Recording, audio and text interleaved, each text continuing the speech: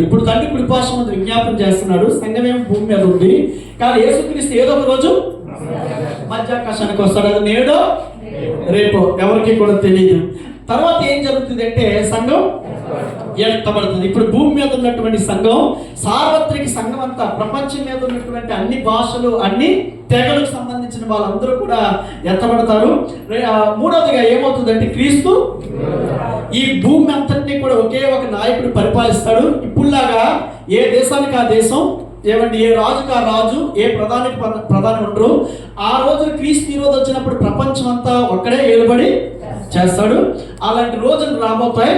ఆ తర్వాత ఏమవుతుందంటే కనుక క్రీస్తు ఎత్తబడిన సంఘం ఎక్కడికి వెళ్తుంది? క్రీస్తు న్యాయపీఠం మధ్యాకాశానికి వెళ్ళి క్రీస్తు న్యాయపీఠం దగ్గర హాజరవ్వాల్సి ఉంటుందని చెప్పాను. తర్వాత మహాశ్రమల కాలం, భూమి మీద మహా శ్రమలు స్టార్ట్ అవుతాయని చెప్పాను. ఈ శ్రమలు ఇప్పుడు వచ్చి భూమి మీద ఎప్పటికీ రాలేదు. ఆ 7 సంవత్సరాల తర్వాత ఇంకెప్పటికీ రావు కూడా. అంత భయంకరమైనటువంటి శ్రమ దినాలు రాబోతున్నాయి. తర్వాత క్రీస్తు యొక్క రెండవ రాకడ. ఆ 7 సంవత్సరాలు పూర్తయిన తర్వాత, మహాశ్రమల కాలం అయిపోయిన తర్వాత యేసుక్రీస్తు సంఘాన్ని తీసుకొని ఎక్కడికి వస్తాడు? భూమి మీదకి వస్తాడు. ఇక్కడ జాగ్రత్తగా వినండి. ఇక్కడ యేసుప్రభు వారు వస్తున్నారు, కానీ ఎక్కడికి వస్తున్నారు? భూమి మీదకి రాలేదు. అందుకని దానిని రెండవ రాకడ అనకూడదు. ఎందుకంటే భూమి మీదకి ఒకసారి వచ్చి చనిపోయాడు కాబట్టి ఇప్పుడు మళ్ళీ భూమి మీదకి వచ్చే దాన్నే రెండవ రాకడ అంటారు. ఈ ప్రభు వస్తాడని చెప్పేది కూడా ఇప్పుడు కూడా వస్తాడు, కానీ ఆయన భూమి మీదకి రాడు.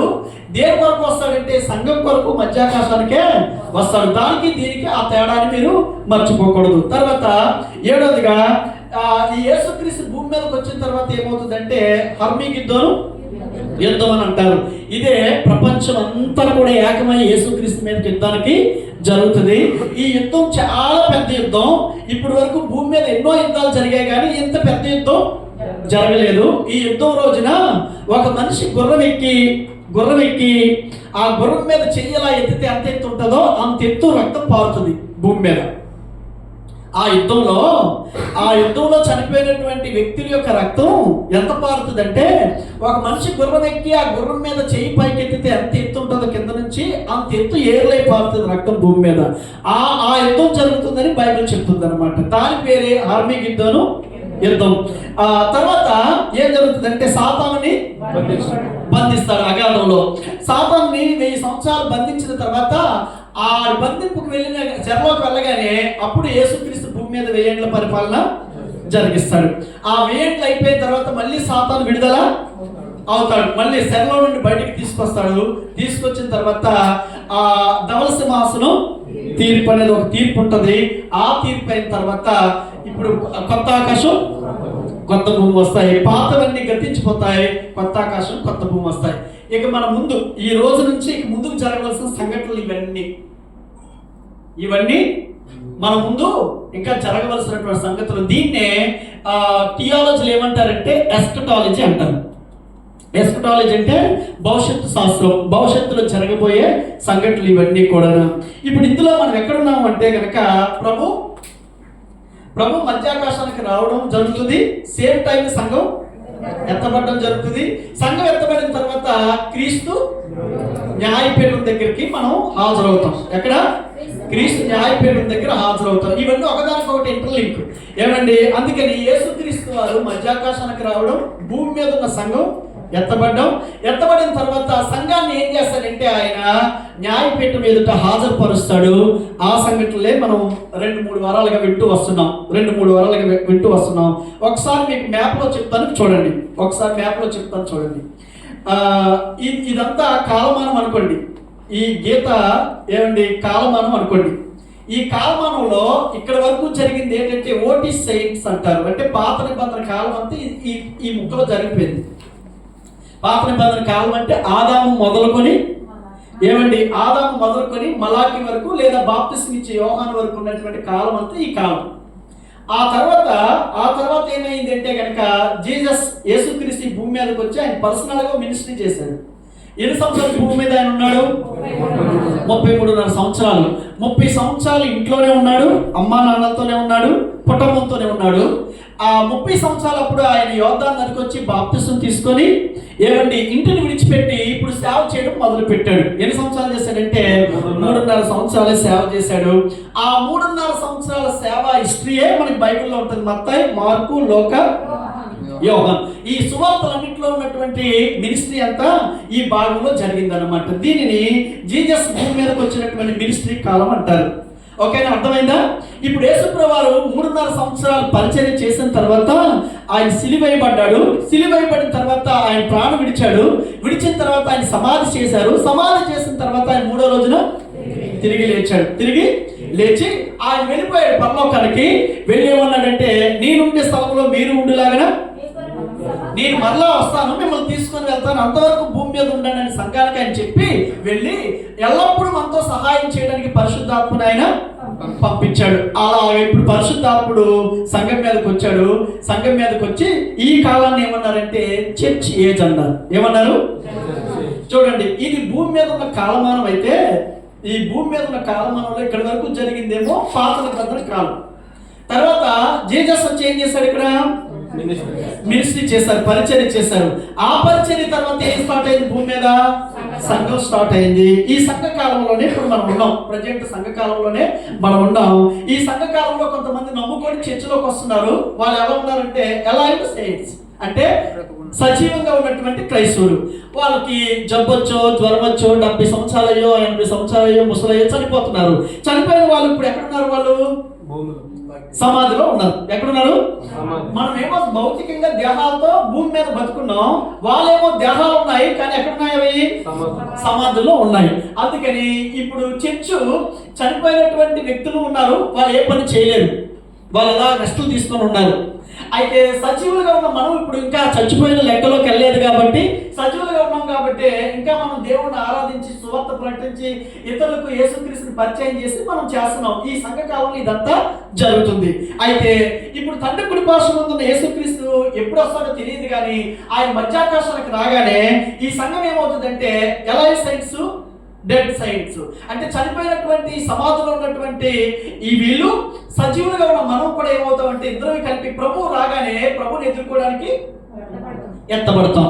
దీన్నే సంఘం ఎత్తబడట ఇంగ్లీష్లో ర్యాప్చర్ అని ఉందన్నమాట. అందుకని మీ పితరులు కానీ మీ కుటుంబీకులు కానీ ప్రభువు నమ్ముకొని చనిపోతే ఏ బాధపడవలసిన అవసరం లేదు. ప్రభువు రాగానే వాళ్ళు లభిస్తారు. సజీవులుగా ఉన్న మనం కూడా రెప్పపాటున మారి అందరూ ఏమండి ఎదుర్కోవడానికి, యేసుక్రీస్తు ఎదుర్కోవడానికి మధ్యాకాశానికి అందరం కూడా వెళ్తాం. వెళ్ళి ఏం చేస్తామంటే ఆయనతో పాటు 7 years ఏమండి 7 సంవత్సరాలు చర్చు అంటే సంఘ పరిశుద్ధులందరూ యేసుక్రీస్తుతో కలిపి అక్కడ ఉంటాం. ఎక్కడ? మధ్యాకాశంలో ఉంటాం. సేమ్ 7 సంవత్సరాల సంఘం ఈ మధ్యాకాశంలో ఉన్న టైంలో భూమి మీద 7 ఏండ్ల శ్రమలు జరుగుతాయి. దీన్ని ట్రిబ్యులేషన్ అంటారు. ఏమంటారు? పైనేమో ఇక్కడ సంఘం యేసుక్రీస్తు ఉంటుంది. సేమ్ టైం 7 years కూడా 7 సంవత్సరాలు ఇక్కడ భూమి మీద ఉన్న ప్రజలందరూ కూడా ఏమవుతారంటే అనేక శ్రమలు, దీనిని మహా శ్రమలు ఉన్నారు. అంత భయంకరమైన శ్రమలు ఇక్కడ ఉంటాయి. మహా భయంకరమైన శ్రమలు ఉంటాయి. సో ఆ శ్రమల గురించి మీరు బైబిల్లో చదివితే మీకు అర్థమవుతాయి. ఎన్నో రకాలైనటువంటి శ్రమలు ఇక్కడ ఉంటాయి. ఆ 7 years అయిన తర్వాత ఈ 7 సంవత్సరాలు కూడా 3.5 ఒక పీరియడ్, 3.5 మరొక పీరియడ్. దీన్ని అర్ధవారం అని లేదా 1260 దినాలు 1260 దినాలు అని చెప్పి వీటిని విభజించారు. అందుకని 3.5 సంవత్సరాలు, మొదట 3.5 సంవత్సరాలు ఒక లెక్కలో ఉంటాయి శ్రమలు, తర్వాత 3.5 సంవత్సరాలు మరొక లెక్కలో ఉంటాయి. అంత భయంకరమైనటువంటి శ్రమలు ఈ 7 సంవత్సరాల కాలంలో భూమి మీద జరుగుతాయి. సో ఆ వివరాలన్నీ మీకు ఆ పీరియడ్ వచ్చినప్పుడు, ట్రిబ్యులేషన్ పీరియడ్ వచ్చినప్పుడు మీకు చెప్తాను. అయితే ఇప్పుడు యేసుక్రీస్తు 7 సంవత్సరాలు అయిపోయిన తర్వాత సంఘాన్ని తీసుకుని ఆయన ఏం చేస్తున్నాడు? మళ్ళీ భూమి మీదకి వస్తాడు. దీన్ని సెకండ్ కమింగ్ అంటాం, అంటే రెండవ రాకడ అంటాం. ఆ తర్వాత ఏమవుతుందంటే యేసుక్రీస్తు వారు వచ్చి మిలీనియం అనగా 1000 సంవత్సరాల పరిపాలన సంఘంతో తీసుకొచ్చినటువంటి సంఘంతో ఈ పీరియడ్ లో ఇదే భూమి మీద 1000 ఏళ్ల పరిపాలన జరుగుతుంది. ఈ 1000 ఏళ్ళు అయిన తర్వాత ఒక జడ్జిమెంట్ ఉంటుంది. దీన్నే ధవల సింహాసన తీర్పు అని మనం చెప్తున్నాం. ఈ తీర్పు అప్పుడు ఏమవుతుందంటే, ఈ తీర్పులోకి వచ్చినటువంటి వాళ్ళందరినీ కూడా నరకానికి హెల్లకు పంపిస్తాడు. ఏమండి, ఆయనతో ఉన్నటువంటి సెయింట్స్ అందరినీ కూడా తీసుకుని ఆయన ఎక్కడికి వెళ్తాడంటే న్యూ హెవెన్ న్యూ ఎర్త్గా నిత్య జీవానికి తీసుకొని వెళ్తాడు. అనగా ఏమంటారు, కొత్త ఆకాశం కొత్త భూమిలోనికి మనం వెళ్తాం. ఇది భూమికి ఉన్నటువంటి కాలమానం, లేదా భూమి మీద జరుగుతున్నటువంటి కాలమానం. ఓటీ సైన్స్ ఉన్నారు, లేదా పాత నిబంధన కాలం జరిగింది, జేజస్ వచ్చి మినిస్ట్రీ చేశాడు. ఇప్పుడు చర్చ కాలంలో మనం ఉన్నాం. ఏదో ఒక రోజు ప్రభు వస్తాడు, రాగానే సంఘం ఎత్తబడుతుంది. ఎత్తబడగానే భూమి మీద 7 ఏళ్ల శ్రమలు ఉంటాయి. ఆ 7 ఏళ్ల శ్రమలు అయిన తర్వాత మిలీనియం జరుగుతుంది. యేసు ప్రభు 7 ఏళ్ల పరిపాలన భూమి మీద జరిగిస్తాడు. ఆ పరిపాలన అయిన తర్వాత జడ్జిమెంట్ జరుగుతుంది. ఆ జడ్జిమెంట్ తర్వాత ఇప్పుడు కొందరేమో కొత్త ఆకాశం కొత్త భూమి, దీన్నే నిత్య జీవం అన్నారు. ఏమండి, నిత్య నరకానికి, ఎటర్నల్ హెల్కి కొంతమంది వెళ్ళిపోతారు. ఇది ఏమండి టైం లైన్, బైబిల్ చెప్తున్నటువంటి టైం లైన్. దీన్ని మీ మనసులో పెట్టుకుని మీరు ఆలోచించడానికి ప్రయత్నం చేయాలి. ఇప్పుడు మనం ఈ దీని అంతట్లో ఎక్కడున్నాం అంటే ఈ 5 పార్ట్లో ఉన్నాం. సంఘం ఎత్తబడిన తర్వాత యేసుక్రీస్తు ఉన్నటువంటి దాని గురించి మనం కొన్ని వారాలుగా చర్చిస్తున్నాం. కొన్ని వారాలుగా దీన్నే మనం ఆలోచిస్తూ వస్తున్నాం. అందుకని ఇప్పుడు ఇక్కడే మనం ఆలోచిద్దాం. ఇక్కడే కొంతసేపు ఆగి ఆలోచించడానికి ప్రయత్నం చేద్దాం. సంఘం ఎత్తబడుతుంది అంటారా? నిజంగా? నిజంగానా? నిజంగానా? సంఘం ఎత్తబడుతుందని నమ్మకం మీకుంటే ఏంటి రుజువు? బైబిల్లోంచి ఏంటి రుజువు?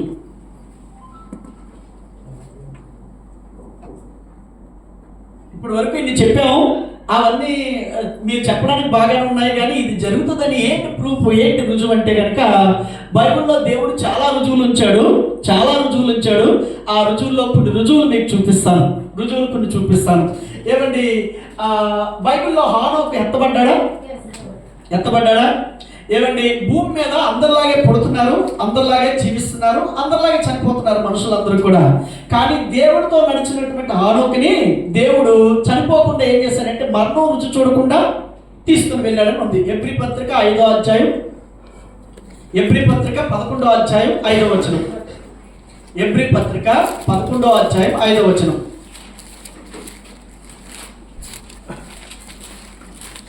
విశ్వాసమును బట్టి హనోకు మరణమును చూడకుండునట్లు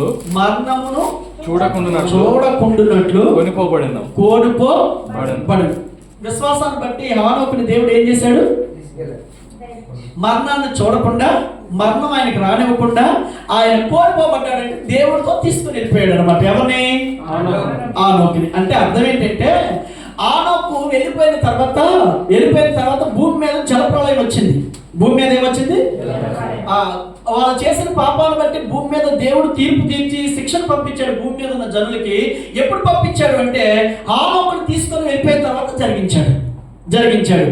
అందుకని దేవుడు ఒక రోజున ఈ భూమికి తీర్పు తీర్చేటప్పుడు, భూమి మీద ఉన్న జనులకి ఆయన ఉగ్రత కుమ్మరించేటప్పుడు, ఆ ఉగ్రతలోనికి హానోకు వెళ్లకుండా దేవుడు ఏం చేశాడంటే హానోకుని మొదట తీసుకున్న తర్వాతే భూమి మీదకి ఏమొచ్చింది? జలప్రళయం వచ్చింది. ఈ భూమి మీదకి మళ్ళీ దేవుడు ఇంకో ప్రళయం పంపిస్తాడు. మళ్ళీ ఇంకో ప్రళయం వస్తుంది భూమి మీదకి. అయితే ఆ ప్రళయం రాకమునుపు ఆయనతో విశ్వాసంతో నడిచిన సంఘాన్ని ఏం చేస్తాడు? ఆయన తీసుకుని వెళ్తాడు. మీకు అర్థమవుతున్నాయా? అందుకని చరిత్రలో దేవుడు ఒక రుజువును ఉంచాడు. ఏంటి ఆ రుజువు అంటే, అందరిలాగా బ్రతికినటువంటి హానోకుని, దేవుడితో విశ్వాసంతో నడిచిన హానోకుని అందరిలో నశింప చేయకుండా హానోకుని ఏం చేశాడు? దేవుడు పైకి తీసుకెళ్ళాడు. అప్పుడు భూమి మీదకి జలప్రళయాన్ని పంపించాడు. ఈసారి దేవుడు భూమి మీదకి అగ్ని ప్రళయాన్ని పంపిస్తాడు. అగ్నితో కాలుస్తానన్నాడు. ఈసారి వర్షంతో కాదు, అగ్ని కుమ్మరిస్తానన్నాడు. ఆ అగ్నితో ఈ భూమి, ఈ విశ్వం కాలిపోక మునుపు సంఘాన్ని ఏం చేస్తాడు? ఆయన మధ్యాకాశానికి తీసుకుంటాడు. రెండవ రోజు ఏంటంటే కనుక, ఏమండి, ఏలియా కూడా ఎత్తబడ్డా? మరణం చూశాడు ఏలియా? చూడలేదు. మరణం చూడకుండా ఏలియాని దేవుడు ఏం చేశాడు? అగ్నినాదాలు వచ్చి తీసుకుని వెళ్ళినట్లుగా చేశాడు. అందుకని ఈ రుజువులు దేవుడు ఎందుకు ఇచ్చాడు అంటే కనుక, హానోకు ఎలా ఎత్తబడ్డాడో, ఏలియా ఎలా ఎత్తబడ్డాడో, లేఖనాలు ఇంకా మనం చూస్తే కనుక యేసుక్రీస్తు కూడా ఎత్తబడ్డాడు. తన శిష్యులతో మాట్లాడుతూనే ఉన్నాడు.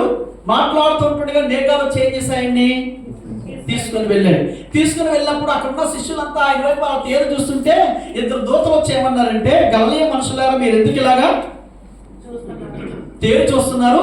మీ యొద్ద నుంచి యేసు ఎలా వెళ్తున్నాడో మళ్ళీ అలా వస్తాడు ఒక రోజున. అందుకని మీరు ఆయన ఎలా వెళ్ళాడో మళ్ళీ అలా వస్తాడనే సందేశాన్ని వాళ్ళు ఇచ్చినట్టుగా మనం చూస్తాం. అందుకని బైబిల్లో రుజువులు ఏంటంటే ఆనోకు ఎలా ఎత్తబడ్డాడో, ఏలియా ఎలా ఎత్తబడ్డాడో, యేసుక్రీస్తు ఎలా ఎత్తబడ్డాడో సంఘం కూడా అలాగే ఎత్తబడుతుంది. సంఘం కూడా అలాగే ఎత్తబడుతుంది. ఏమండి ఇవన్నీ ఇలా చెప్తున్నారు, మాకు బాప్తిసం తీసుకోమన్నారు, సంఘం అంటున్నారు, ప్రభు బల్ల అంటున్నారు, ప్రభు రక్తం అంటున్నారు, ఇవన్నీ ఏంటండి అని అంటే కనుక ఇవన్నీ ఎందుకు నీకు చెప్తున్నామంటే వీళ్ళందరూ ఎత్తబడ్డారు అన్నది ఎంత నిజమో, చరిత్రలో ఎలా జరిగిందో ఏమండి సంఘం కూడా అలా ఎత్తబడ్డం అనేది అంతే నిజం. సంఘం ఎత్తబడుతుంది. అందుకే పాట ఉంది, రాకడ సమయంలో కడబోర శబ్దంలో యేసుని చేరుకునే విశ్వాసం నీకుందా? ఖచ్చితంగా యేసుప్రభు వస్తాడు. ఖచ్చితంగా కడబోర మోగుతుంది. ఖచ్చితంగా కడబోర మోగినప్పుడు శబ్దం రేగుతుంది. ఆ శబ్దానికి ఏమండి సమాజంలో ఉన్న క్రైస్తవులు కూడా, సమాజంలో ఉన్నటువంటి మృతులు కూడా తిరిగి లేచి చేరుకుంటారు. కానీ నువ్వు చేరుకుంటావా? విశ్వాసం నీకుందా? అలా చేరుకునే విశ్వాసంతో ఇప్పుడు నువ్వు బ్రతుకుతున్నావా? ఆనోకు విశ్వాసాన్ని బట్టే ఎత్తబడ్డాడు, ఏలియా విశ్వాసాన్ని బట్టే ఎత్తబడ్డాడు, సంఘం కూడా విశ్వాసాన్ని బట్టే ఎత్తబడుతుంది. ఆ విశ్వాసం నీకుంటే, నమ్మితే ఏమండి ఇప్పుడే నీకు నిత్యజీవం ఉంటుంది. నమ్మితే నువ్వు కూడా ఎత్తబడతావు. ఇప్పుడు ఎత్తబడే అంశంలో మనం ఉన్నాం కాబట్టి సంఘం యేసుక్రీస్తు దగ్గరికి, మధ్యాకాశానికి ఎత్తబడుతుందన్నది. ఆ యేసుక్రీస్తు దగ్గర ఎత్తబడినప్పుడు ఎత్తబడిన సంఘాన్ని దేవుడు ఎక్కడ ఉంచుతాడని చెప్పాను? క్రీస్తు న్యాయపీఠం దగ్గర ఉంచుతాడని చెప్పాను. ఈ న్యాయపీఠం దగ్గర 3 విషయాలు జరుగుతాయని చెప్పాను. ఒకటేమో తీర్పు, రెండేమో బహుమానాలు, మూడేమో పెండ్లి. చెప్పండి. సంఘం ఎప్పుడైతే ప్రభు దగ్గరికి ఎత్తబడుతుందో, ఆ ఎత్తబడిన తర్వాత అక్కడ క్రీస్తు న్యాయపీఠం దగ్గరికి ఎత్తబడిన వాళ్ళందరూ వెళ్తారు. ఆ న్యాయపీఠం దగ్గర ఈ 3 జరుగుతాయి. ఏ 3? తీర్పు జరుగుతుంది, అక్కడ బహుమానాలు ఉంటాయి, అక్కడ పెండ్లి ఉంటుంది, వివాహం ఉంటుంది. సో తీర్పు ఏంటి, దేనికి జరుగుతుంది? బహుమానాలు ఎవరికి, దేనికి ఉంటాయి? పెళ్లి ఎలా జరుగుతుంది? ఆ వివరాలే మనం ఇక్కడ చూస్తాం. రండి. ఆల్రెడీ మీకు చెప్పాను, ఇది 3 ఆకాశాలు ఉన్నాయి. ఎన్ని? 3 ఆకాశాలు ఉన్నాయి. ఇప్పుడు మనం ఏ ఆకాశం కింద ఉన్నాం? మొదటి ఆకాశం కింద ఉన్నాం. ఈ పైన ఉన్నటువంటి ఆకాశం అంతా కూడా స్పిరిచువల్, దేవుడికి సంబంధించినటువంటి వాతావరణం కలిగినటువంటి ప్రదేశం. ఈ కింద ఉన్నదంతా సాతాను వాతావరణం కలిగినటువంటి ప్రదేశం. ఈ కింద ఉన్నదంతా మానవుడు నివసించడానికి యోగ్యమైనటువంటి భౌతికమైనటువంటి దేహాలతో నివసించడానికి ఉన్న ప్రదేశం. అయితే ఈ ప్రదేశం నుంచి మనం ఇప్పుడు ఎక్కడికి ఎత్తబడతాం? యేసుక్రీస్తు ఆ పై ఆకాశం నుంచి మధ్యాకాశానికి వచ్చి ఇక్కడే మనకి ఈ 3 విషయాలు జరుగుతాయి. అందుకు ఇది మీకు చూపించాను. ఇప్పుడు రండి. న్యాయపీఠం ఎదుట మనం అందరం కూడా నిలబడాలి. ప్రతి ఒక్కరూ, పోయిన వారం కూడా మీకు చదివించాను, ప్రతి ఒక్కరూ వ్యక్తిగతంగా పర్సనల్గా మనం ఆయన దగ్గరికి వెళ్ళి కలవాలి. అందుకని ఇప్పుడు దానికోసం కొన్ని రిఫరెన్స్లు కూడా మీకు పోయిన వారమే చదివించాను. అయితే బైబిల్లో మొత్తం ఎన్ని తీర్పులు ఉన్నాయి? బైబిల్లో ఎన్ని తీర్పులు ఉన్నాయి? ఆ తీర్పులన్నింటిలో ఏ తీర్పు ఇది అవుతుంది అన్నది కూడా మీకు చెప్పాను. ఇప్పుడు చెప్పండి, మొదటి తీర్పు దేనికి? పాపానికి తీర్పు జరిగింది. పాపం ఎప్పుడైతే ప్రారంభమైందో ఆ పాపానికి సిలువ దగ్గర దేవుడు తీర్పు తీర్చాడని. అది ఎప్పుడు జరిగింది అంటే కనుక క్రీస్తు శకం 30లో జరిగిందని. అది ఎందుకు జరిగిందంటే కనుక మానవాళ్ళందరి విమోచన కొరకు జరిగిందని. ఆ పాపానికే తీర్పు చేశారు కాబట్టి ఈ తీర్పుని ఏమన్నామంటే పాపానికి తీర్పు అని చెప్పాం. ఇది మొదటి తీర్పు బైబిల్లో. రెండో తీర్పు జరిగింది. ఆ తీర్పు ఎక్కడ జరుగుతుంది అంటే కనుక భూమిపైనే జరుగుతుంది. ఎక్కడ జరుగుతుంది? సంఘంలో జరుగుతుంది. ప్రభు బల్ల మీ దగ్గరికి వచ్చినప్పుడల్లా 2000 సంవత్సరాలుగా తీర్పు మీకు జరుగుతూనే ఉంది. ఎందుకు జరుగుతుంది ఇది అంటే కనుక సంఘ పవిత్రత కొరకు ఇది జరుగుతుంది. దీన్ని ఏమన్నామంటే ఇది పిల్లలకు తీర్పు. మీరు తప్పు చేస్తే దేవుడు మిమ్మల్ని కొడతాడా? మీకు రోగాలు పంపిస్తాడా? అందువల్ల చాలా మంది రోగులను, బలహీనులను నిద్రిస్తున్నారని చెప్పాడు. ఎందుకు దేవుడు కొడుతున్నాడు? ఎందుకు మీకు బలహీనతను పంపిస్తాడు? ఎందుకు మీకు ఆ విధానం కలిగిస్తాడు అంటే కనుక నీకేం రావాలని? నువ్వు సంఘంగా పవిత్రంగా ఉండాలని చెప్పే ఆయన రక్తాన్ని నీ ముందుకు తీసుకొచ్చి ఆ రక్తంతో నీకేం చేస్తున్నాడంటే ఆయన తీర్పు తీరుస్తున్నాడు. ఇది ఎక్కడ జరుగుతుంది? భూమి మీద జరుగుతుంది. భూమి మీద జరుగుతుంది. అందుకని మీ దగ్గరికి ప్రభు బల్ల వచ్చినప్పుడల్లా అది రొట్టె ద్రాక్షరసం అని ప్రతి నెలలు వెలిగిస్తారులే అనుకొని దాన్ని చీపుగా చూడొద్దని పోయిన వారం మీకు చెప్పాను.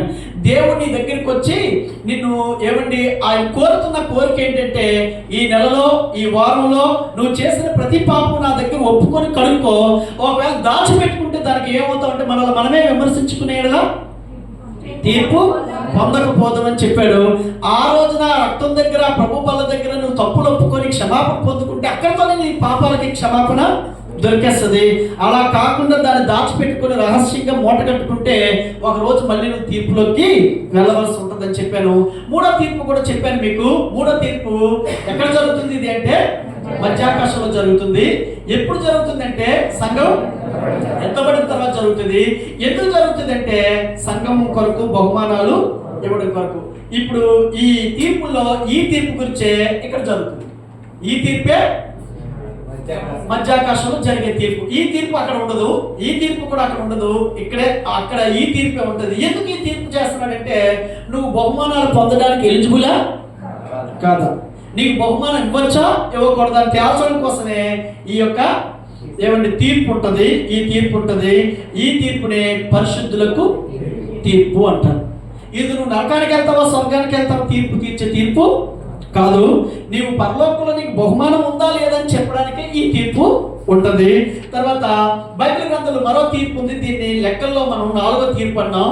ఈ తీర్పు ఎక్కడ జరుగుతుందంటే ఇది కూడా భూమి మీద జరుగుతుంది.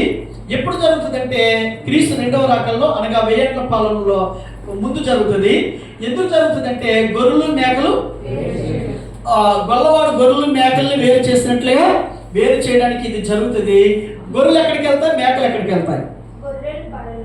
గొర్రెలు పరలోకానికి వెళ్తాయి, మేకలు నరకానికి లేదా చీకటికి ఏమంటే ఏడుపుకి దేవుడు లేని స్థలానికి వాళ్ళు వెళ్ళడానికి ప్రయత్నం చేస్తారు. గొర్రెలు మేకలు అంటే మనం తింటున్న గొర్రెలు మేకలు కాదు, మనుషులే 2 భాగాలుగా విభజించారు. అలాంటి వాళ్ళందరినీ గొర్రెలు అన్నారు, ఇలాంటి వాళ్ళందరినీ కూడా మేకలు అన్నారు. ఇదే పరిపాలనలో తీర్పు. అంటే ఆయన పాలనలోకి వచ్చిన తర్వాత ఆ పాలనలో ఈ తీర్పు అనేది జరుగుతుంది. తర్వాత చివరిది ఇది 5వ తీర్పు. ఇది ఎక్కడ జరుగుతుంది అంటే ఇది ధవల సింహాసనం దగ్గర జరుగుతుంది. దీనికి ఆకాశం భూమి 2 ఉండవు, 2 లేకుండా అయిపోతాయి.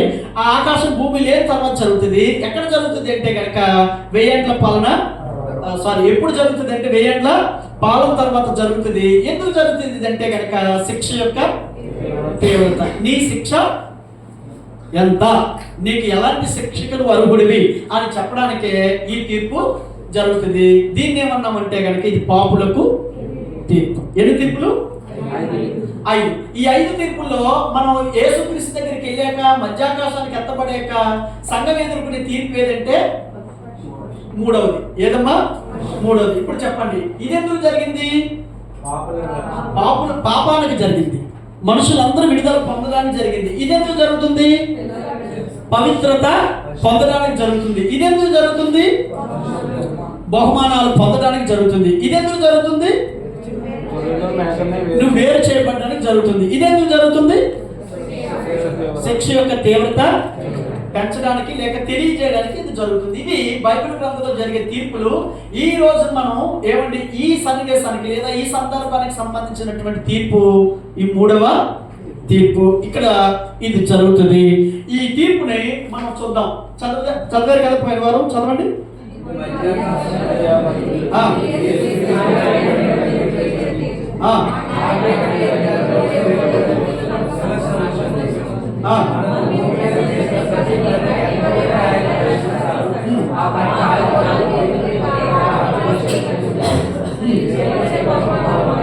మీకు పోయిన వారం చెప్పాను, యేసుక్రీస్తుని పునాది మీద కట్టడానికి దేవుడు నీకు చాయిస్ ఇచ్చాడు.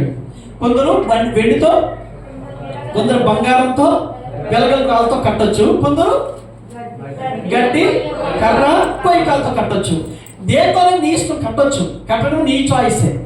అయితే అలా కట్టబడిన దాన్ని మాత్రం దేవుడు ఏం చేస్తాడు, ఒకరోజు పరీక్షిస్తాడు.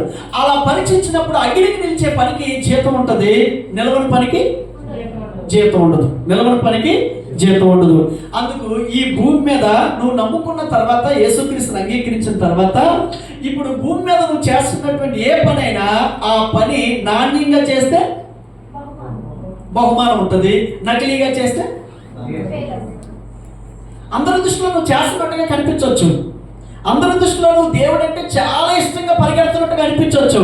కానీ అది నిలిచే పనా, ఊడిపోయే పనా, అది ఏమైనా బహుమానం పొందే పనా, బహుమానం లేకుండా చేసే పని అన్నది ఒకరోజు వెళ్ళాక మాత్రమే, అక్కడ మాత్రమే మనకి తెలుస్తుంది.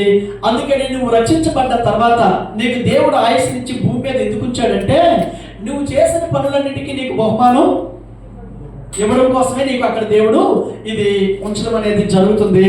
ఇప్పుడు రండి, అక్కడ తీర్పు విమర్శ దేనికి జరుగుతుంది, దేనికోసం ఆయన విమర్శ చేస్తాడు, దేనికి ఆయన తీర్పు తీరుస్తాడు.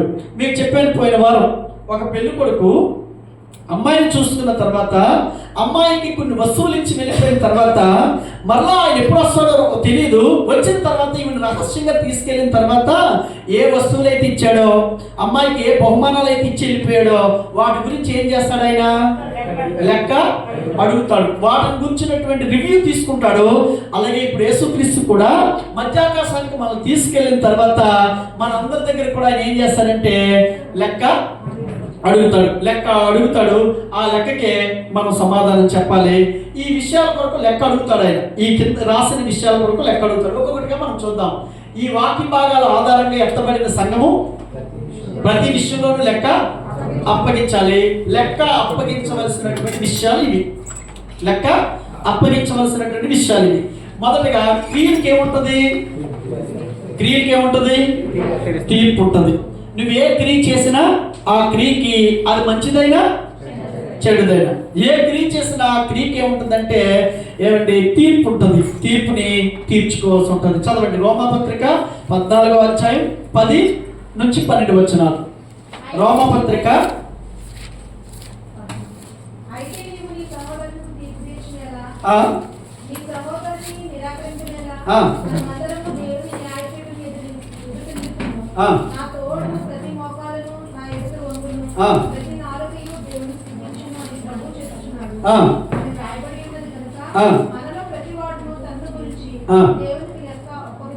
ఏం చేయాలమ్మా? ప్రతి వారం కూడా ఏం చేయాలంటే లెక్క అప్పగించాలి. రాసేసుకోండి. మొదట మీరు నా వైపు వినేటట్లేదు. ఒక్కొక్కటి కట్ల మనసు అన్ని పెట్టాను. రైట్.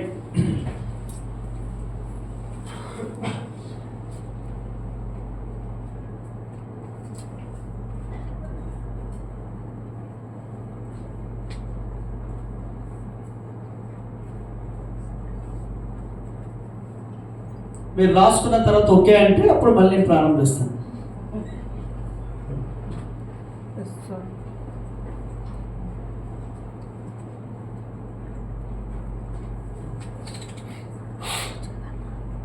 ప్రతి మనిషి దేవుడి దగ్గర లెక్క అప్పగించాలి.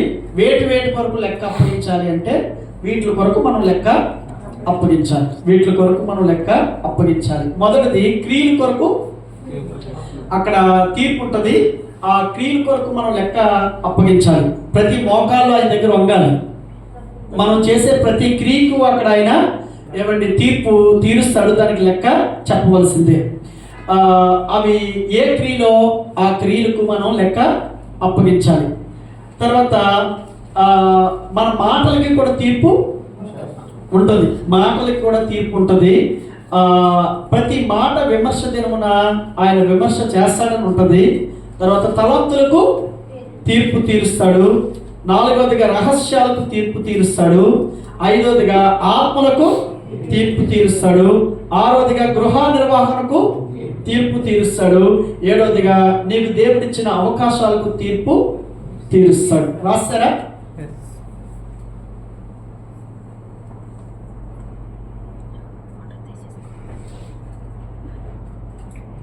ఒకటి, ప్రతి ఒక్కరు నోట్ బుక్ పెన్ను కూడా తెచ్చుకోమని చెప్పాను మీకు. సో అందుకని మీరు నిర్లక్ష్యంగా కానీ ఏదో మామూలుగా ఎట్కారంగా వెళ్ళొచ్చేద్దాంలే అన్న ఉద్దేశంతో రాకూడదు. సిద్ధపాటుతో బైబిల్, నోట్బుక్ అన్ని తెచ్చుకొని రావాలి. ఎందుకంటే దేవుడు నీతో మాట్లాడి నీకు సెలవిస్తున్నటువంటి విషయాలన్నీ రాసుకోవడానికి ఉపయోగకరంగా ఉంటుంది కనుక రాసుకుంటే నా వైపు చూడండి. మొదటిదేంటి? క్రియలకు తీర్పు ఉంటుంది. నువ్వు చేసే క్రియ ఏదైనా చేయి, నీ ఇష్టం. నీకు నిర్బంధించే వాళ్ళు ఎవరు ఉండరు. నువ్వు ఎందుకు ఇలా చేసావని అడిగే వాళ్ళు కూడా ఉండరు. అడిగిన నువ్వు లెక్క చెప్పవలసిన అవసరం కూడా ఇక్కడ లేదు భూమి మీద. కానీ ఆయన దగ్గరికి వెళ్ళినప్పుడు మాత్రం నువ్వు ప్రతి క్రియకి ఏం చేయాలంటే ఆయన ఎదుట మోకరించి మోకాళ్ళ మీద ఆయనకు నువ్వు సమాధానం చెప్పవలసి ఉంటుంది. క్రియలకు ఆయన తీర్పు తీరుస్తాడు. ఇంకో మాట మిమ్మల్ని అడుగుతాను. నువ్వు రక్షించకపడక మునుపు, యేసుక్రీస్తులోనికి వచ్చి నువ్వు బాప్తిసం తీసుకోక మునుపు, లేకపోతే నువ్వు దేవుడిని నీ స్వరక్షకుడిగా అంగీకరించి కొత్త జన్మ ఎత్తక మునుపు ఉన్నటువంటి క్రియలు దేవుడు లెక్కలోకి తీసుకోడు. నువ్వు రక్షించబడ్డ తర్వాత, కొత్త జన్మలోకి వచ్చిన తర్వాత, దేవుడి ఇంట్లో అడుగు పెట్టిన తర్వాత, నీకు ఆయన తండ్రి, నువ్వు ఆయన బిడ్డవైన తర్వాత, ఆ రోజు నుంచి నువ్వు చేసే ప్రతి క్రియకి ఆయన ఏం చేస్తాడు? ఆయన లెక్క అడుగుతాడు. ప్రతి క్రియకి లెక్క అడుగుతాడు. రెండోదిగా మన మాటలకి ఆయన ఏం చేస్తాడు? తీర్పు తీరుస్తాడు. ఈ సృష్టిలో ఏ జీవికి లేని భాగ్యం, ఏ జంతువుకి లేని భాగ్యం ఒకే ఒక మానవుడికి ఉంది. అదేంటంటే మాట్లాడే భాగ్యం. చదవండి మత్తయి సువార్త 12వ అధ్యాయం 36వ వచనం. మత్తయి సువార్త 12:36. నేను మీతో చెప్పినది ఏమనగా, మనుషుల పలుకు వ్యర్థమైన ప్రతి మాటను గూర్చి విమర్శ దినమున దేనికి మీరు పలికిన ప్రతి వ్యర్థమైన మాటకి విమర్శ దినమున లెక్క చెప్పవలసి ఉంటుంది. ఇప్పటికి నువ్వు ఎన్ని మాట్లాడావో, ఎక్కడెక్కడ మాట్లాడావో, ఏం మాట్లాడావో నీకు తెలియదు. కానీ నీ లిస్టు ఓపెన్ చేసేసరికి అంతా ఉంటుంది. మీకు ఒక విషయం చెప్తాను. మీరు ఫోన్లో ఎన్ని నెంబర్లకు కాల్ చేశారు, ఏ టైంలో చేశారు, ఎంత మాట్లాడారు అని లిస్ట్ ఉంటుందా? అంటే మీరు ఫోన్ ద్వారా మాట్లాడే మాటకి లోకంలో ఉన్న నాలెడ్జ్ ఏం చేస్తుందంటే ప్రతిదీ చిట్టా చేస్తున్నప్పుడు, మరి పరలోకంలో దేవుడి దగ్గర నీ మాటలకి చిట్టా ఉంటుందా? అందుకు ప్రతి వ్యర్థమైన మాటకి అక్కడ లెక్క నువ్వు అప్పగించాలి. నీకు మాట ఇచ్చాను, నీ మాటతో నువ్వు ఏం చేస్తావు, ఏం పలికావు? చూడు, ఇలాంటి మాటలు ఎందుకు పలికావు, ఇలాగ వ్యర్థమైన మాటలు ఎందుకు మాట్లాడావని నీ ప్రియుడు నిన్నేం చేస్తాడంటే అక్కడ ఆ విమర్శ రోజున ఈ మాటలన్నిటికీ ఆయన లెక్క అడుగుతాడు. దానికి ఎందుకు పలకవలసి వచ్చిందో లెక్క చెప్పాలి.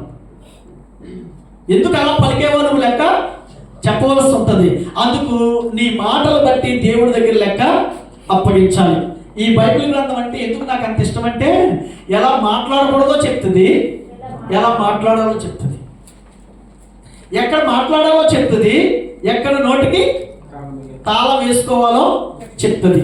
ఇలా చెప్పే బుక్ బైబిల్లో తప్ప ఈ భూమి మీదకి ఏ బుక్కులు లేవు. మీకేంటంటే ఏమంటే జబర్దస్త్ నచ్చుతుంది, లోకంలో నచ్చుతాయి, బైబిల్ మాత్రం మీకు నచ్చదు.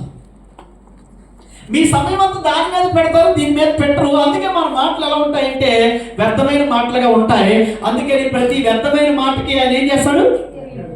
అందుకే కొంతమందికి న్యూస్, కొంతమందికి రాజకీయాలు, కొంతమందికి ఇంకోటి అన్నింటిలోనికి వెళ్తుంటారు. ఈ మాటలు ఏమండి ఎలా మాట్లాడాలో బైబిల్ చెప్పిందో అలా నేను మాట్లాడడం నేర్చుకుంటాను, ఎలా మాట్లాడొద్దంటుందో ఆ ట్రైనింగ్ నేను తీసుకుంటానని బైబిల్ ఏమందో తెలుసా? నాలుక అగ్ని అన్నాడు. చిన్న అగ్నిని ఏం చేస్తుంది? పెద్ద అడవిని కాల్చేసినట్టుగా నీ నాలుక కూడా అగ్నే. అందుకు నీ నాలుక విషయంలో జాగ్రత్త అన్నాడు. ఎవడైనా నోటిని అదుపులో పెట్టుకోకుండా భక్తి చేస్తే వాడి భక్తి వ్యర్థం అని చెప్పింది బైబిల్. ఎవడైనా తన నోటిని అదుపులో పెట్టుకొని, మాటను అదుపులో పెట్టుకోకుండా భక్తి చేసినా, పాట పాడినా, ప్రసంగం చేసినా, ఆరాధించిన ఏది చేసినా అదంతా వ్యర్థమని బైబిల్ చెప్తా వస్తుందన్నమాట, చెప్తుంది. బాబు వచ్చి కూర్చో. ఎన్నిసార్లు చెప్పారు నీకు చర్చిలోకి వచ్చిన తర్వాత లేవడం మర్యాద కాదు అని. 2 hours ఉండాలి కదా. మళ్ళీ చెప్తున్నాను, చర్చిలోకి వచ్చిన తర్వాత మళ్ళీ బయటకు వెళ్ళడానికి ఎంతో అవసరం అయితేనే కానీ బయటకు వెళ్ళడానికి మంచి అలవాటు కాదు. అది మంచి క్రమశిక్షణ కూడా కాదు. పిల్లలు మొదలుకొని పెద్దలు అందరూ కూడా వినవలసింది ఏంటంటే, మీరు వచ్చేది దేవుడి సన్నిధిలో కాబట్టి ఉన్న ఈ 2 గంటలు ఎన్నిసార్లు వెళ్తారు, ఎన్నిసార్లు లోపలికి వచ్చి బయటకు వస్తారు? అదే ఆ క్రమశిక్షణ మీరు నేర్చుకోవాలి. చర్చికి ఎప్పుడు వెళ్ళా, ఎక్కడికి వెళ్ళా. సో సరే రండి, ఇప్పుడు మాటలకు ఆయన ఏం చేస్తారంటే తీర్పు తీరుస్తాడు కనుక మేము మాటలు చాలా జాగ్రత్తగా ఉండాలి. మూడవదిగా తలంతులకు దేవుడు తీర్పు తీరుస్తాడు. ఇక్కడ కొంచెం ఆగాలి. నేను ఈ తలంతుల దగ్గరికి వెళ్దాం రండి. మత్తయి సువార్త 25వ అధ్యాయం. మత్తయి సువార్త 25వ అధ్యాయం. బహుకాలమైన తర్వాత ఆ దాసుల యజమానుడు వచ్చి దాని ముందు పేరాకు రండి బాబు, ఎందుకంటే అందరికి తెలియాలి. అయితే ఒక తలంతు తీసుకుని పరలోక రాజ్యము ఒక మనుష్యుడు 14వ వచనం నుంచి చదవాలి. ఒక మనుష్యుడు దేశాంతరమునకు ప్రయాణమై తన దాసులను పిలిచి తన ఆస్తిని వారికి అప్పగించినట్లుండును. అతడు ఒకనికి 5 తలంతులను, ఒకనికి 2, ఒకనికి 1 ఎవని సామర్థ్యము చెప్పున వానికి ఇచ్చి వెంటనే దేశాంతరము పోయాను. చాలు, ఇక్కడ నేను చెప్తున్నాను వినండి. యేసు ప్రభువు పరలోక రాజ్యాన్ని ఎలా పోల్చాడంటే, ఒక ఆయన దగ్గర చాలా డబ్బు ఉంది. ఒక ఆయన దగ్గర చాలా డబ్బు ఉంది. ఆ డబ్బుని ఇక్కడే వదిలేసి ఆయన దేశాంతరం వెళ్ళడానికి ఇష్టపడ్డాడు. ఆయన ఏం చేశాడంటే తన దగ్గర ఉన్న దాసుని పిలిచాడు. ఒరే అబ్బాయి ఎలా రారా అని పిలిచి ఆ ముగ్గురిని పిలిచాడు. పిలిచి ఏం చేశాడంటే ఒకడికేమో 5 తలంతులు అంటే ఆయన దగ్గర ఉన్నటువంటి ఆస్తిలో 5 భాగాలు ఒకడికి ఇచ్చాడు. మొత్తం ఆయన ఆస్తి అంతటినీ కూడా ఆయన 8 భాగాలు చేశాడు. 8 భాగాల్లో ఒకడికి 5 ఇచ్చేస్తాడు. ఎందుకంటే వీడు చాలా క్యాపబిలిటీ ఉన్న మనిషి, వీడు సామర్థ్యంతో చేయగలడని చెప్పి తన దగ్గర ఉన్న ఆస్తిని 5 భాగాలుగా చేసి ఇచ్చాడు. ఇంకొకటి పిలిచి వాడి సామర్థ్యం ఎంత అంటే 2 చేయగలడు, అందుకు వాడికి 2 ఇచ్చాడు. ఇంకొకటి పిలిచి వాడు ఒకటే చేయగలడు, అందుకు 1 ఇచ్చి వీటితో మీరు ఇక్కడ ఏమండి ఈ సంపాదనని వృధాపరచకుండా వ్యర్థం చేయకుండా దీన్ని వాడండి అని చెప్పి వెళ్ళిపోయాడు. ఎవరు? యజమాని. ఇప్పుడు మన దాకా వద్దాం. యేసుక్రీస్తు భూమి మీదకి వచ్చాడు. శిలువ మీద ప్రాణం పెట్టి తిరిగి లేచి ఆయన సంఘాన్ని ఏర్పాటు చేసుకుని ఆయన ఎక్కడికి వెళ్ళాడంటే పరలోకానికి వెళ్ళాడు. ఇప్పుడు సంఘానికి ఆయన ఏం చేశాడంటే తలంతులు ఇచ్చాడు. సంఘానికి ఏమి ఇచ్చాడు? ఆయన తలంతులు ఇచ్చాడు. ఇప్పుడు దేవుడిచ్చిన వాటితో మనం ఏం చేయాలని ఇక్కడ చెప్తున్నాడో చదువుదాం. ఇప్పుడు ఒకరికి 5, ఒకటి 2, ఒకరికి 1 ఇచ్చాడు. ఇచ్చి వెళ్ళిపోయిన తర్వాత ఎప్పుడు వస్తానో చెప్పలేదు, ఎలా వస్తానో చెప్పలేదు, వెళ్ళిపోయాడు అంతే. వెళ్ళిపోయిన తర్వాత 5 తలంతులు తీసుకున్నవాడు వెళ్ళి వాటితో వ్యాపారం చేసి మరి 5 తలంతులు సంపాదించును. 5వ ఏమన్నాడంటే నా యజమాని అందరికంటే నన్ను ఎంత నమ్మాడో ఆ నమ్మిన యజమానికి నేను ద్రోహం చేయకూడదని చెప్పి ఈ 5ని వెళ్ళి ఏం చేశాడంటే ఆయన వ్యాపారం చేయడం మొదలెట్టాడు. 5ని వాడడం మొదలు పెట్టాడు. 5ని వెళ్ళి వాడడం మొదలుపెట్టి ఆ 5తో పాటు ఇంకో 5ని ఉన్నారా? ఇక్కడ ఉన్నారా? ఈ 5తో పాటు ఇంకో 5 సంపాదించాడు. అంటే మొత్తం టోటల్ 10 చేసేసాడు. ఎవరు? 5.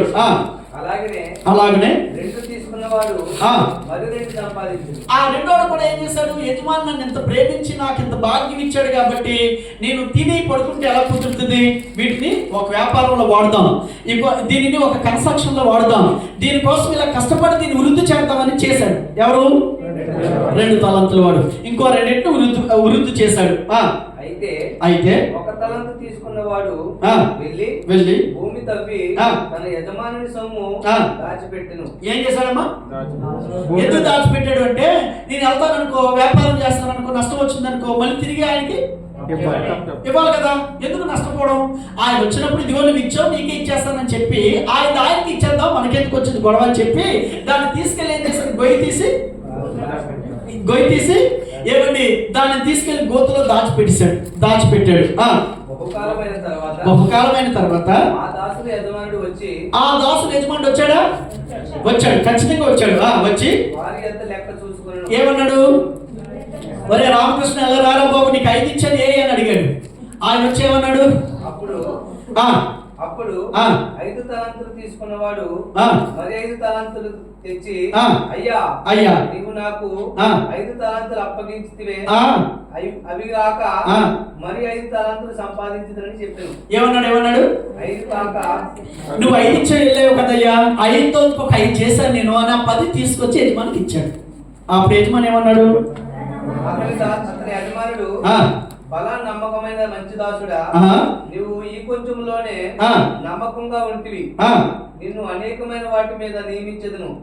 ఏమన్నాడు? కొంచెమే నీకు ఇచ్చింది నేను కొంచెమే ఇచ్చాను. కొంచెమే ఇచ్చాను, కానీ నువ్వేం చేసావు? చాలా నమ్మకంగా పనిచేసావు, దీన్ని నమ్మకంగా వృద్ధి చేసావు. అందుకు కొంచెంలోనే ఇంత నమ్మకం ఉన్నావు కాబట్టి ఇంకా నాకు చాలా ఉంది, నాకున్నటువంటి దాని అంతట్లో కూడా ఇంకెక్కువ నీకు ఇస్తానని చెప్పి ఇంకెక్కువ ఇచ్చాడు. ఎవరికి? 5 తలంతులు ఉన్నవాడికి ఇంకెక్కువ ఇచ్చాడు. నీ యజమాని సంతోషంలో పాలు పొందమని అతనితో చెప్పాను. దేశాంతరం వెళ్ళిన ఆయన ఒక సంతోషాన్ని పట్టుకొని వచ్చాడు. ఆయన ఏమన్నాడంటే, ఈ 5 నీ దగ్గర ఉంచుకో, ఆ 5కి ఇంకో 5 చేసింది అది నీ దగ్గర ఉంచుకో, ఇవి మాత్రమే కాకుండా ఇంకా నీకు ఎక్కువ ఇచ్చేస్తాను, అంత మాత్రమే కాదు నీ యజమానుడి సంతోషంలో కూడా నువ్వు పాలు పొందని చెప్పి ఆ సంతోషమే దేవుని రాజ్యం, ఆ సంతోషమే 1000 ఏళ్ల పాలన. అందులో ఒక రమ్మని పిలుస్తున్నాడు. అలాగే 2 తలంతులు తీసుకున్న వాడు వచ్చి అయ్యా నీవు నాకు 2 తలంతులను అప్పగించితివే, అవియుగాక మరి 2 తలంతులు సంపాదించితనని చెప్పాను. అతడు అతని యజమానుడు, బల నమ్మకమైన మంచి దాసుడా, నీవి కొంచెంలో నమ్మకముగా ఉంటివి, నిన్ను అనేకమైన వాటి మీద నియమించదను, నీ యజమానుని సంతోషంలో పాలు పొందుమని అతనితో చెప్పాను. నీ క్యాపబిలిటీని బట్టి, నీ సామర్థ్యాన్ని బట్టి నీకు 2 ఇచ్చాను, ఆ 2 కూడా నువ్వేం చేసావు? నమ్మకంగానే చేసావు. కాబట్టి ఆ 2కి 2, 4 నీ దగ్గర ఉంచుకో, ఇంకా నేను ఎక్కువే నీకు ఇస్తాను, అంత మాత్రమే కాదు కానీ నా సంతోషంలో నువ్వు కూడా పాలు పొందని అక్కడ బిరుదు ఇచ్చాడు ఆయనకి, బల నమ్మకమైన మంచి దాసుడు అని. నెక్స్ట్ తర్వాత 1 తలంతు తీసుకున్న వాడును వచ్చి అయ్యా నీవు విత్తని చోట పోయివాడును. ఏమన్నాడు? పోయివాడును, చల్లని చోట కూర్చుకున్నవాడువై కట్టుడివని నేను ఎరుగుదును గనుక నేను భయపడి వెళ్ళి తలాంతులు భూమిలో దాచిపెట్టి ఏం చేశాను? ఎందుకు నువ్వు వచ్చావంటే లెక్క ఖచ్చితంగా అడుగుతావు, మామూలుడు కాదు, నేను ఎక్కడేవో పెట్టి అది ఖర్చు పెట్టి నష్టపోతే మళ్ళీ నీకు ఎవరి లెక్క అప్పగిస్తాడు, నువ్వు ఎవరి దగ్గర వదిలేవాడు కాదు, కాబట్టి అందుకు నాకెందుకు వచ్చిందని చెప్పి నీ రూపాయి పట్టుకెళ్ళి, నీ తలంతు పట్టుకెళ్ళి భూమిలో దాచిపెట్టాను, ఇప్పుడే తీసుకొస్తాను నేను వెళ్ళి ఆ భూమిలో పాచిపెట్టిని తీసుకొచ్చి ఇచ్చాను. ఇదిగో నీది నీవు తీసుకోమని చెప్పాను. అందుకు అతని యజమానుడు వారిని చూచి సోమరమైన చెడ్డదాసుడా, నేను ఒకవేళ విత్తన చోట కోసేవాడిని అయితే, చల్లని చోట పంట కూర్చేవాడే నువ్వు అనుకున్నట్లయితే, అట్లయితే నా సొమ్ముని సావుకారుల యొద్ద ఏమన్నాడు? ఉంచవలసింది కదా. నేను వచ్చి వడ్డీతో కూడా నా సొమ్ముని నేను తీసుకుందని కదా. ఏం చేశాడు? తీసివేసి 10 తలంతులు అంటే 5కి 5 చేస్తున్నాడు ఉన్నాడు కదా, ఆయనకి ఇవ్వమని చెప్పి కలిగిన ప్రతి వారికి ఇవ్వబడును, అతనికి సమృద్ధి కలుగును, తీసివేయబడును, కలిగినది తీసివేయబడును, మరియు పనికిమాలిన నా దాసుడు వెలుపటి చీకటిలోనికి త్రోసివేయబడును. ఏం చెప్పన్నాడు?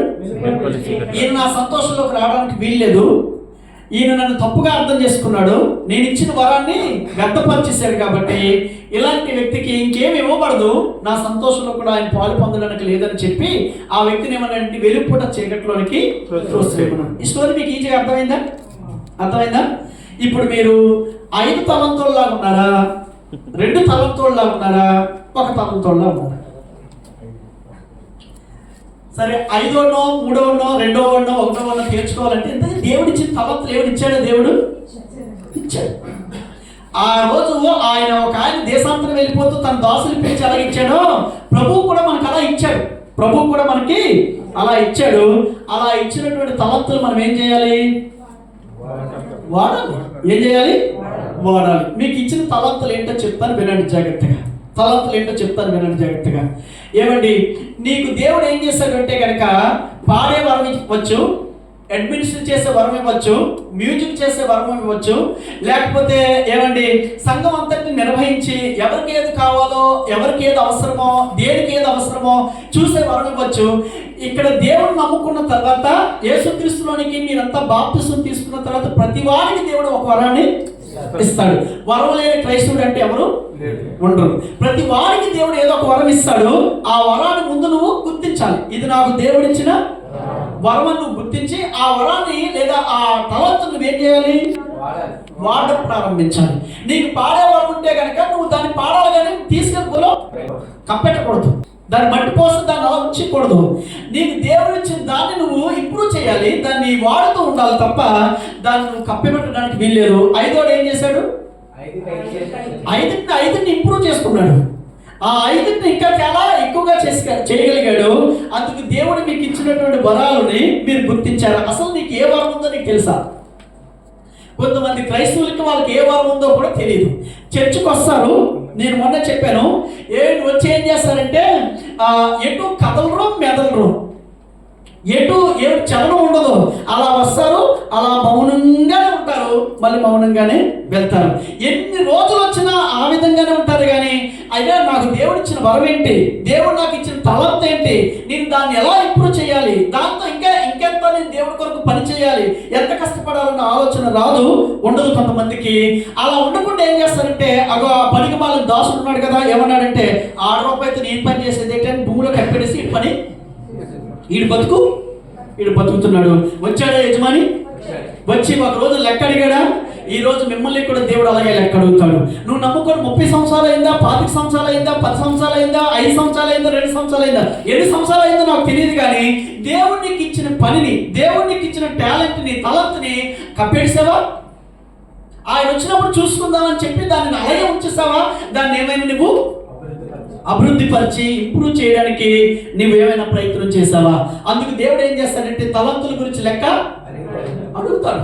ఆయన వచ్చినప్పుడు లెక్క అడుగుతాడు.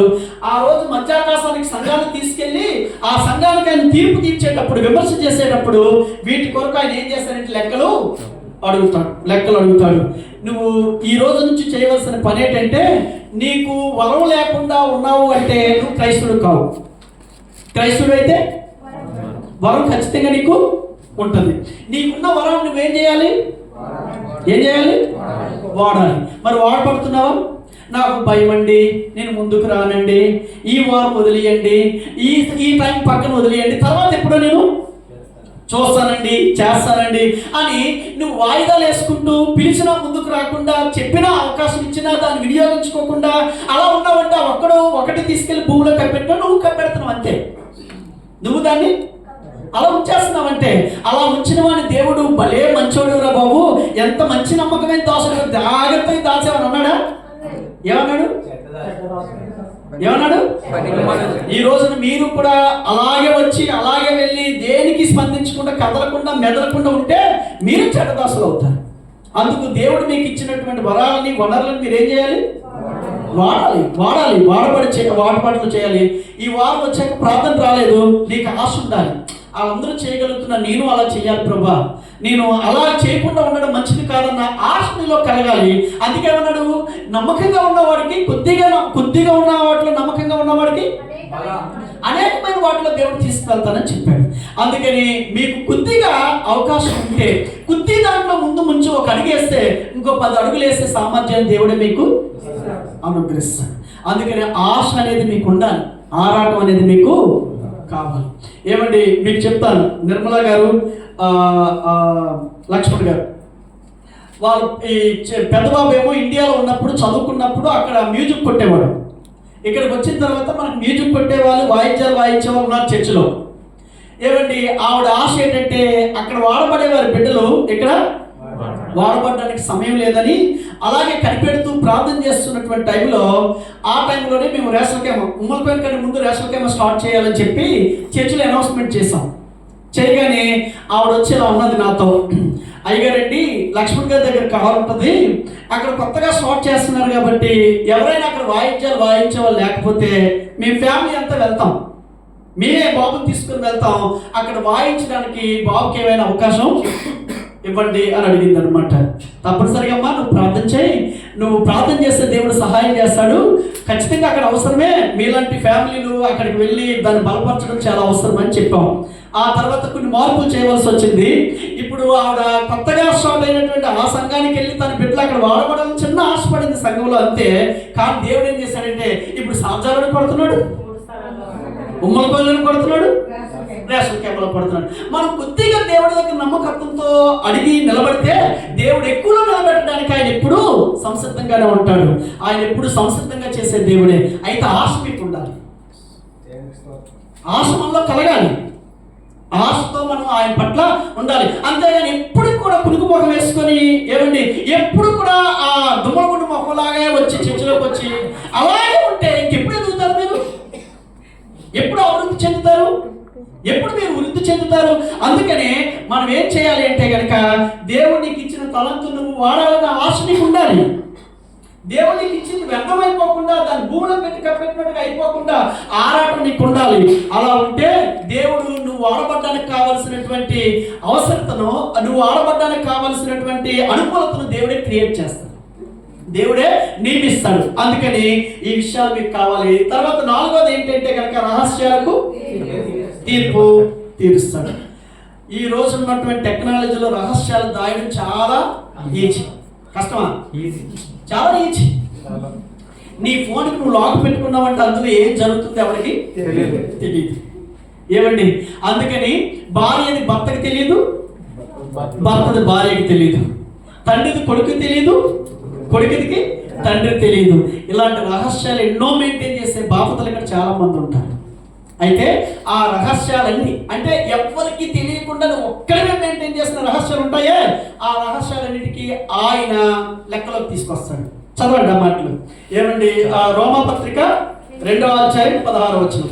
దేవుడు నా సువార్త ప్రకారము యేసుక్రీస్తు ద్వారా మనుషుల రహస్యములను విమర్శించిన దినమందు ఇలాగు జరుగును. ఏమన్నాడు?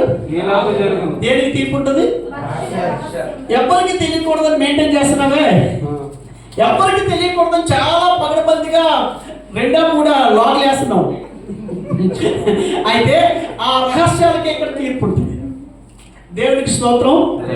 ఎందుకంటే ఎవరికి ఎటువంటి రహస్యాలు లేకుండా అందరికీ ఓపెన్గా ఉన్న వాళ్ళకి ఆ తీర్పులో రావాల్సిన అవసరం, అక్కడ చేయవలసిన అవసరం లేదు. ఎందుకంటే ఇక్కడ అందరి దగ్గర బహిరంగంగా ఉన్నావు కాబట్టి, నీ దగ్గర రహస్యాలు ఏమి లేవు కాబట్టి అక్కడికి వెళ్తే మీకు ఇలా చెప్తాను. మీకు ఏమండి ఎయిర్లైన్ వాళ్ళు చెప్పారు 30 కేజీలు పట్టుకొని రమ్మని.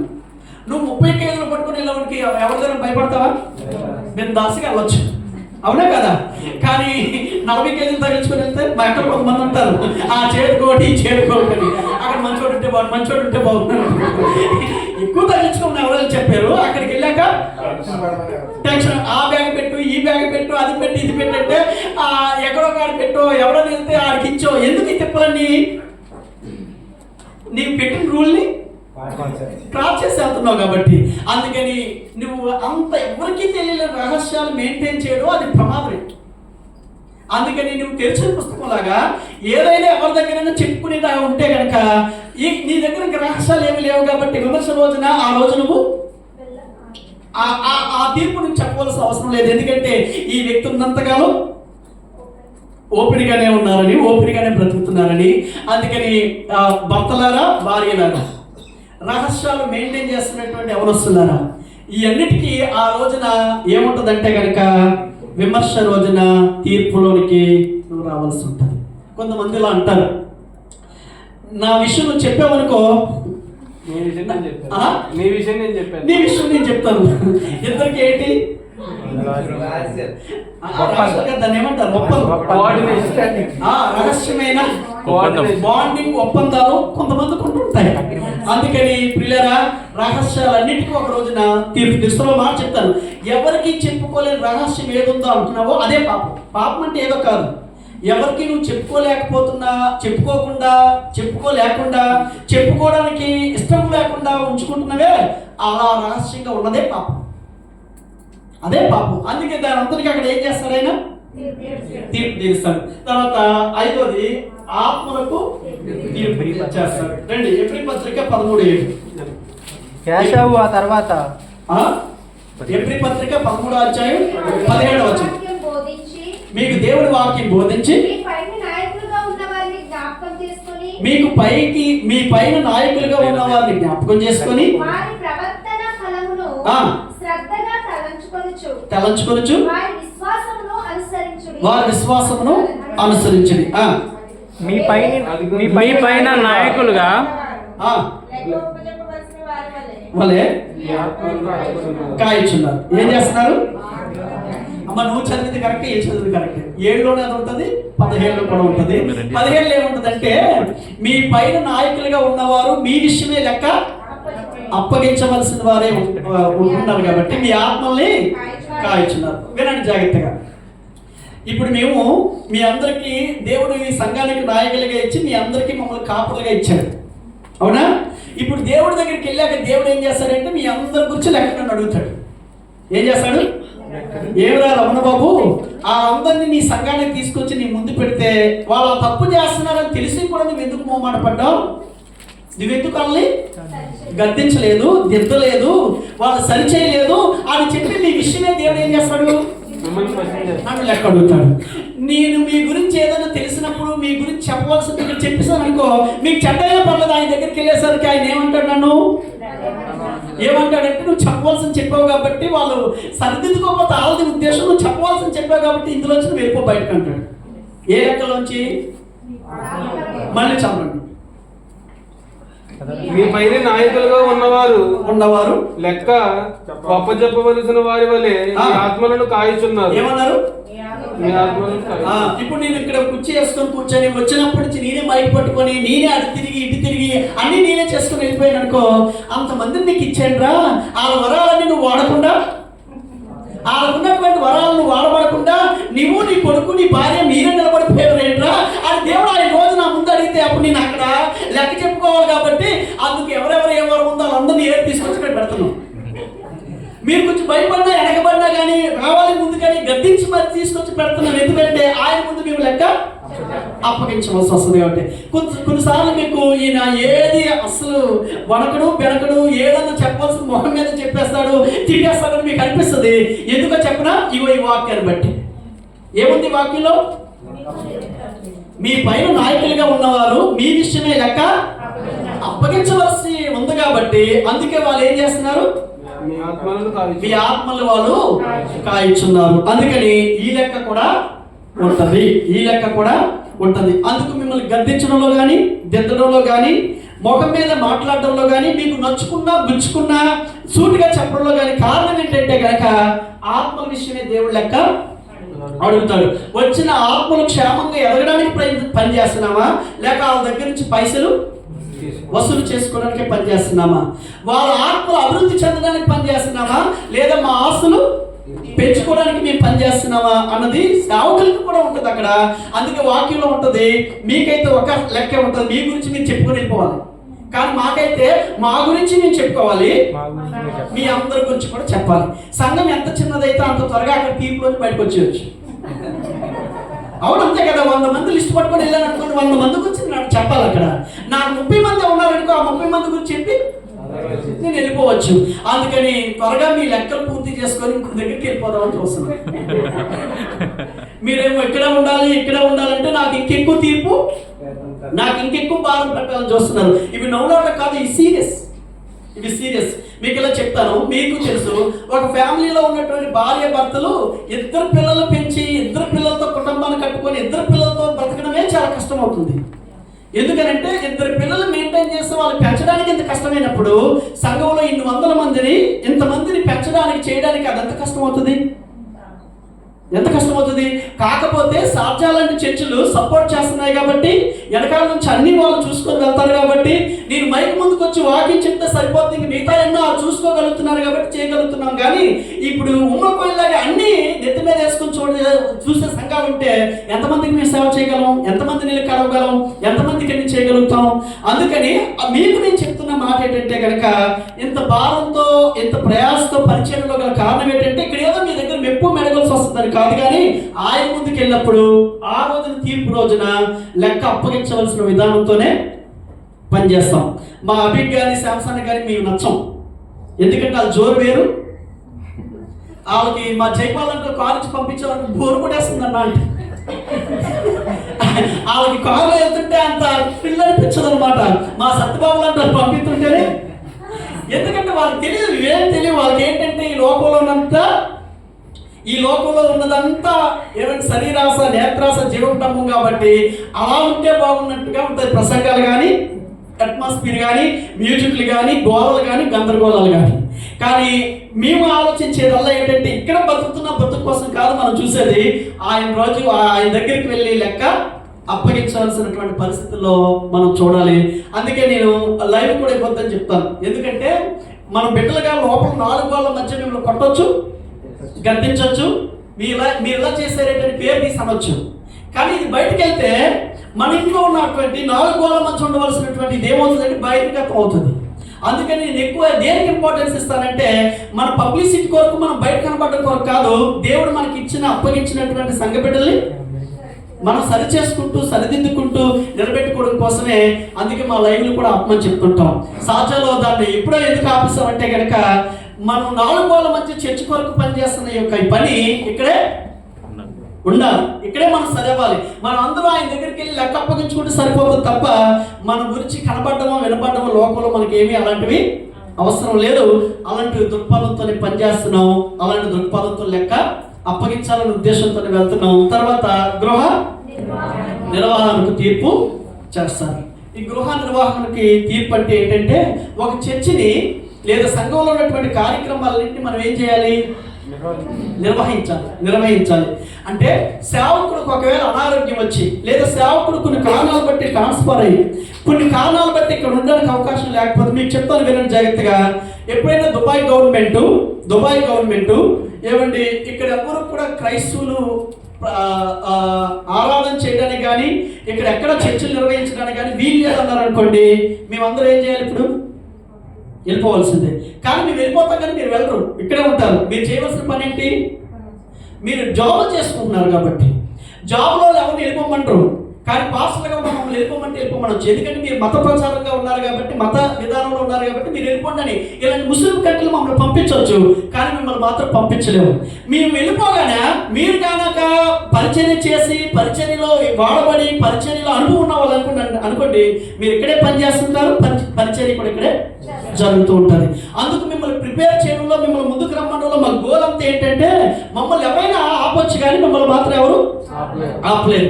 దానియేలు పాస్టర్ కాదు, ఆయన ఒక ప్రధానమంత్రి, నిర్వహించే వ్యక్తి. ఆయన ద్వారా బబులోను దేశంలో ఏం జరిగింది?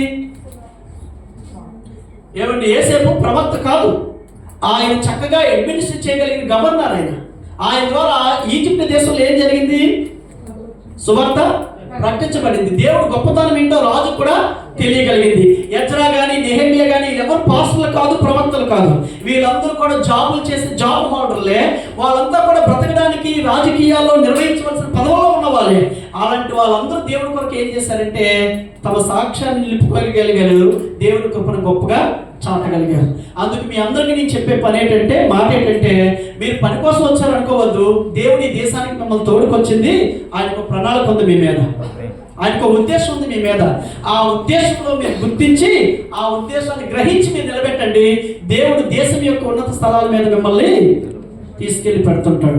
అందుకు దేవుడు ఏదైనా మీకు అవకాశం ఇస్తే అది నాకు దేవుడిచ్చిన భాగ్యంగా భావించండి, కానీ నేను చేయలేనండి, నా వల్ల కాదండి, నేను రాలేనండి అని ఒకవేళ నువ్వు తప్పించుకుంటే ఇంకొకరు దేవుడు వాడుకుంటాడు. ఆ రోజు మొట్టికే ఎస్తేర్ ఏమన్నాడు?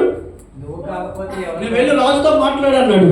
ఆవిడంది రాజు పిలవకుండా వెళ్ళడం మంచిది కాదు, వెళ్ళడం అది సరైన విధానం కాదంటే అప్పుడు అన్నాడు, ఈ సమయం కొరకే దేవుడిని అక్కడ నిలబెట్టాడేమో చూసుకో. నువ్వు కాకపోతే యూదులకు ఇంకో ద్వారా సహాయం వస్తుంది, కానీ నువ్వు నీ తండ్రింటి వారు మాత్రం నశించక మానదని హెచ్చరించగలిగాడు. అది వెంటనే విన్న ఎస్తేర్ ఏం చేసిందంటే, నేను ప్రార్థన చేస్తాను, మీరు ప్రార్థన చేయండి, వెళ్ళడం న్యాయ వ్యతిరేకమైనా కానీ నేను వెళ్తాను, నేను చస్తాను కానీ నేను వెళ్తానని తీర్మానం చేసుకోగలిగింది. అందుకు దేవుడు మిమ్మల్ని ఇక్కడ తీసుకొచ్చింది, మీ పట్ల దేవుడికి ఒక ఉద్దేశం ఉందని గ్రహించి, ఈ సంఘాన్ని ఇక్కడ ఏర్పాటు చేయడంలో దేవుడికి ఒక ప్రణాళిక ఉందని గ్రహించి, మీకు ఇచ్చినటువంటి నిర్వహణ, మీరు ఏ పని చేయడానికి సమర్థులని దేవుడు గుర్తించి మీకు ఒక అవకాశం ఇస్తున్నారో దాంట్లో మీరు నిలబడండి. ఒకవేళ ఆ పని మీకు రాకపోవచ్చు, మీరు నమ్మకంగా నిలబడితే దేవుడు దాన్ని కూడా నేర్పిస్తాడు. ఎవరు పరలోకులు అన్ని నేర్చుకొని భూమి మీదకి నేర్చుకొని మనం పరలోకం నుంచి రాము. ఇక్కడికి వచ్చిన తర్వాతే మాట నేర్చుకున్నాం, ఇక్కడికి వచ్చిన తర్వాత నడక నేర్చుకున్నాం, ఇక్కడికి వచ్చిన తర్వాతే బ్రతుకు నేర్చుకున్నాం. అలాగే దేవుడి కొరకు వాడబడ్డం కూడా సంఘానికి వచ్చిన తర్వాతే మనం నేర్చుకుందాం. ముందుకు రండి. ప్రార్థించడానికి రండి, సాక్ష్యం చెప్పడానికి రండి, ఒక్కొక్క అడుగు ముందుకు వేయండి. అలా వస్తూ ఉంటే దేవుడు మిమ్మల్ని మరికొంచెం అభివృద్ధి చేస్తాడు. ఇదే 7వది ఏంటంటే మీకు దేవుడిచ్చిన అవకాశాలు వినియోగించుకోండి. ఆ అవకాశం మీకు ఇవ్వబడినప్పుడు దాన్ని సద్వినియోగం చేసుకోండి. ఏమి రాకపోయినా దాన్ని మీరు సద్వినియోగం చేసుకుంటే దేవుడే మీకు అన్ని నేర్పిస్తాడు. అట్టి కృప దేవుడు మీకు దయచేయును గాక. ఆమేన్. వచ్చే వారం నుంచి ఇంకా కొంచెం ముందుకు రండి. ఎందుకంటే